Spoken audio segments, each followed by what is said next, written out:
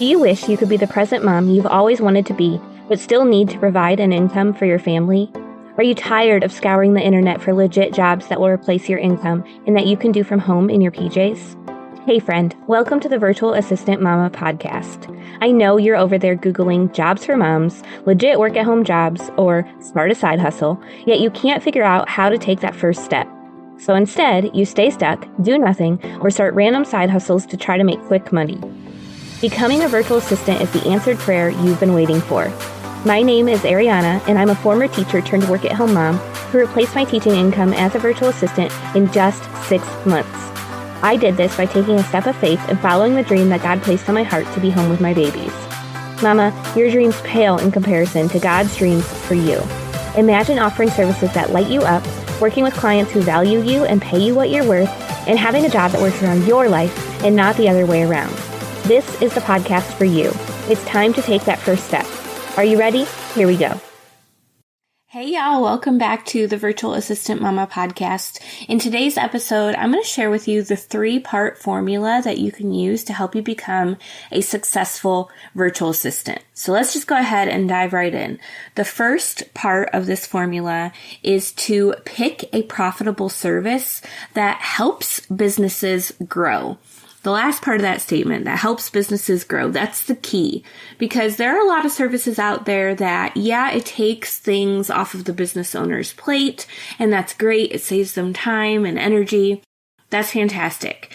But a business is a lot more likely to outsource tasks that are actually going to actively help them reach more customers, reach more clients, get more sales, and all of that. So you want to pick a service that is actually going to help businesses grow. A lot of new virtual assistants, they step into administrative services at the beginning because that's what they're comfortable with. But are admin services really going to help your clients reach more people? You can help with customer service and answer questions for people, but it's not really actively helping them to expand and grow their business. So yes, they may outsource it, but they're a lot less likely to pay well for that type of service. You want to pick something where you're expanding their reach, maybe like social media management or podcast management, where you're helping them build that trust and become more of an established authority in their space. That's when a business is much more likely to invest, hire, and pay you what you actually need to be able to stay home and work only 20 hours a week and make that significant income. It's when you're offering services that actually help businesses grow. Okay? All right. The second part of the formula to becoming a successful virtual assistant is to make sure that you're connecting with your ideal client or your dream client in all of your marketing. So this means that your brand colors, the language that you use, your portfolio, any social media posts, they should really be geared towards whoever your dream client is. If your dream client is big, more corporate type businesses, your branding colors probably shouldn't be pinks and whatnot and muted pastels and whatnot, because that's not going to connect with those bigger businesses as much. But if your dream client is a business who has one owner and that owner is a mom, that would probably work. Okay. And when you're creating social media posts, if you're creating things about working from home with your kids while you're working on client projects, a mom-owned business would understand that.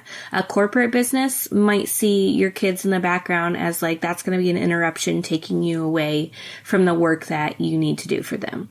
So you need to be conscious in all of the things that you do to reach potential clients that you are connecting with the right type of business that you want to work with.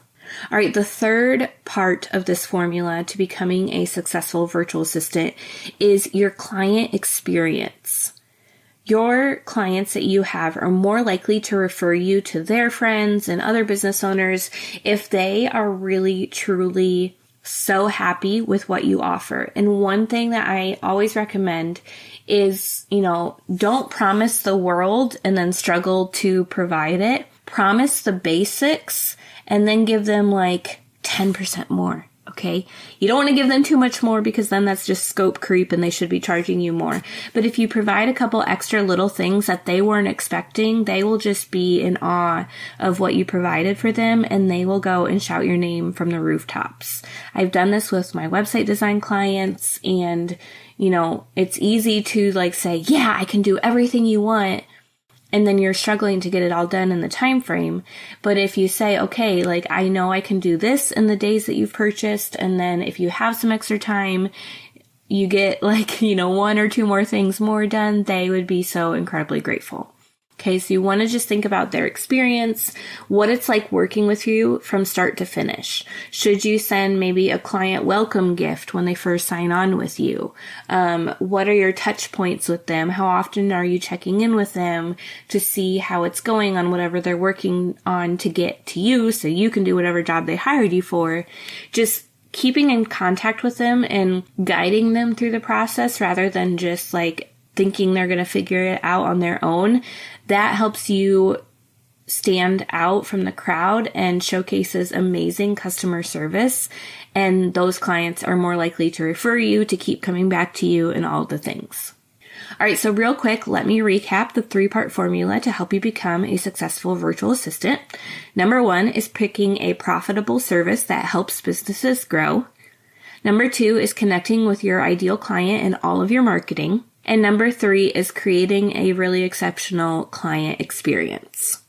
Now, if you need help with these things, I go more in depth into them in my free workshop, The Number 1 Way to Start Working from Home, where I teach you the 5 P's to become a successful and profitable virtual assistant, and I give you a game plan for how to do all of that.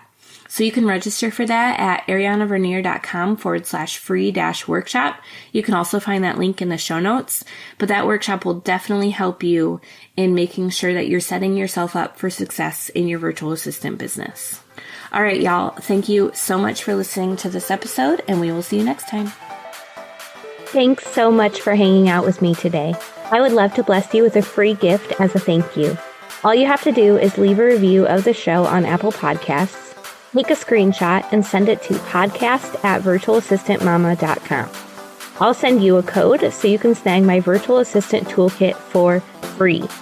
And don't forget to come hang out with us in our free community, facebook.com/groups/virtualassistantmama. I'm so honored to support you in your journey to becoming a virtual assistant.